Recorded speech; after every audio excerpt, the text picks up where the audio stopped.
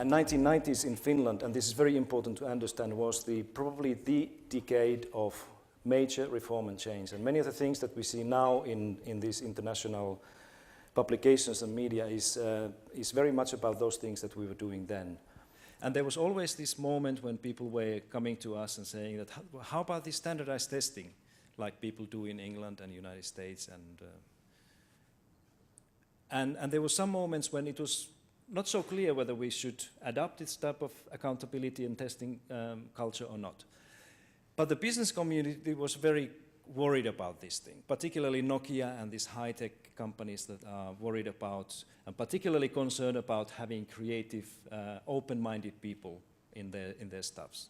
And they were saying that, think about it. If you ask me, it's not a good idea. And this was only possible because of this good communication and true cooperation with the business community. And of course, the other one is that we have a very clear representation of vocational and technical education in an upper secondary school. We couldn't do this properly without the employers' participation. And it's not only that we tell them what we are planning to do, but we listen to these people. What do they think is a good idea to go forward? While you are trying to paint the picture of this education system that most of you probably don't know too much about, try to ask yourselves also that how in this different context that is performing more or less as Canada and in many ways is in a similar situation, how they can function without inspection, without any standardized tests, without any control over schools. How is it possible to do this?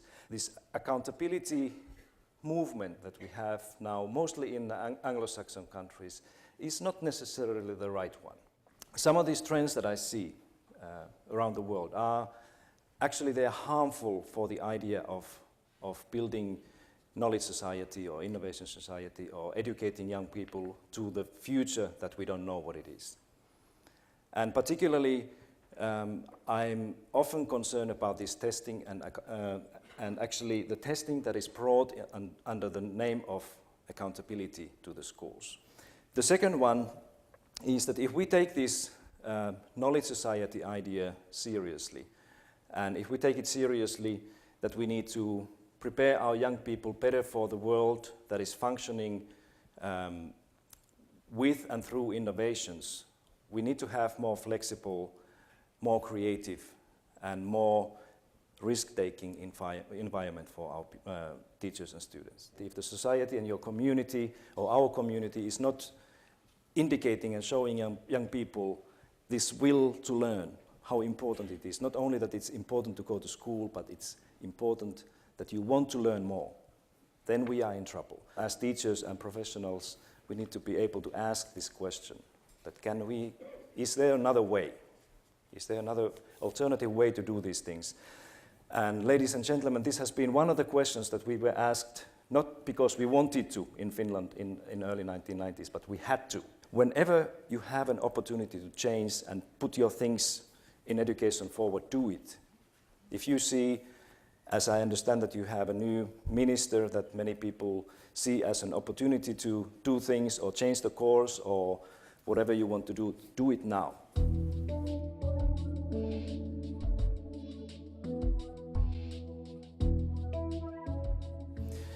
First school, Finnish-speaking basic or folk school actually was established in 1866, and this is where we normally say that the history of Finnish education begins, because all the other schools were functioning under Russian Tsar, so they were Russian-speaking schools, and this created a new thing.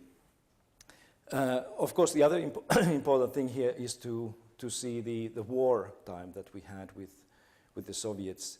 And that was a very traumatic period after the war because the political climate was very different than it's now. And we were seen as a losing side of the war and very much depressed by the Soviets and many others. But this has been a very important period also for our identity building after the war. And 1952 Olympics also mark a kind of a big change and period in the history of Finland. Until 1971, Finland had a parallel education system. I'm one of those who still was going through that system it meant that at the age of 10, all the pupils were selected to academic stream or grammar schools and then to gymnasium and universities, or so-called folk school and vocational schools, but they were strictly separated streams.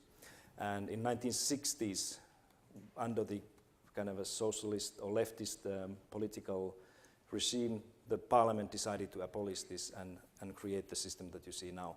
So it's important again to keep in mind that this reform that Finland has been working on is about 40 years old.